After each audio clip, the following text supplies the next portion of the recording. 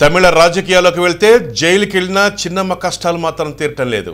RK Nagar ఉప ఎన్నికల్లో చక్రం తిప్పి తమ ప్రభుత్వాన్ని నిలబెట్టుకుందామనుకున్న శశికళ వర్గం డబ్బులు పంచి అవినీతి ఆరోపణలో చిక్కుకుపోయింది. ఐటీ దాడులతో ఇప్పుడు ఉక్కిరిబిక్కిరవుతోంది. తాజాగా అన్నా డీఎంకే రెండాకుల గుర్తు కూడా చిన్నమ్మ చేయి దాటిపోయేట్లు కనబడుతోంది. చిన్నమ్మ నీ దారిటమ్మా. అన్నా డీఎంకే పార్టీ తాత్కాలిక ప్రధాన కార్యదర్శి శశికళ నటరాజన్ వర్గానికి అప్పుడే దడ పుట్టింది. అన్నా డీఎంకే పార్టీ చిహ్నం కోసం సరైన పత్రాలు సమర్పించడానికి మాకు ఇంకా సమయం కావాలని ఎన్నికల కమిషన్ దగ్గరకు పరుగు తీసి అధికారులకు మనవి చేశారు. అన్నా డీఎంకే పార్టీకి చెందిన సర్వ హక్కులతో పాటు రెండాకుల చిహ్నం మాకే ఇవ్వాలని తమిళనాడు మాజీ ముఖ్యమంత్రి పన్నీరు సెల్వం వర్గం, శశికళ వర్గం ఎన్నికల కమిషన్ ముందు పోటీ పడుతున్నాయి.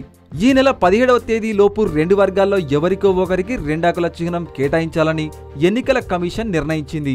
ఆర్కే నగర్ ఉప ఎన్నికల్లో విజయం సాధించి తమ సత్తా నిరూపించుకుంటాం అని ఇన్ని రోజులు నానా హంగామా చేసిన శశికళ వర్గం చివరికి తుస్సుమంది.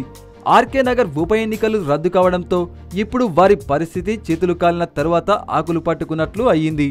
దినకరన్ స్కెచ్ రివర్స్ అయింది.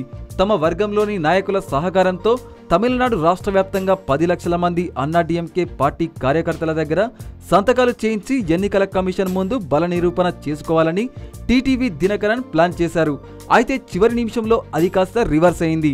టీటీవీ దినకరన్ అనుచరులు ఆర్కే నగర్ నియోజకవర్గంలో విచ్చలవిడిగా డబ్బులు పంచిపెట్టారని ఐటీ శాఖ అధికారుల దాడుల్లో వెలుగు చూసింది. ఇప్పుడు మీకు మద్దతు సంతకాలు చేస్తే ఎంత డబ్బులు ఇస్తారు అంటూ కార్యకర్తలు దినకరన్ అనుచరులను సూటిగానే ప్రశ్నిస్తున్నారని సమాచారం. పన్నీరు సెల్వం స్కెచ్ సూపర్, రెండాకుల చిహ్నం మాకే కేటాయించాలని మాదే అసలైన అన్నా డీఎంకే పార్టీ అంటూ పన్నీరు సెల్వం వర్గీయులు ఎన్నికల కమిషన్ ముందు వాదించడానికి సిద్ధమయ్యారు. పక్కా ప్లాన్తో పన్నీరు సెల్వం వర్గం ఎన్నికల కమిషన్ ముందు హాజరు కావడానికి రంగం సిద్ధం చేసుకున్నారు.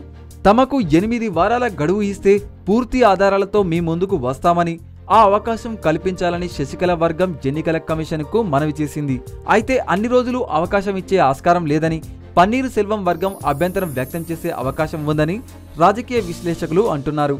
మొత్తం మీద ఎన్నికల కమిషన్ ఎలాంటి నిర్ణయం తీసుకుంటుందో వేచి చూడాలి.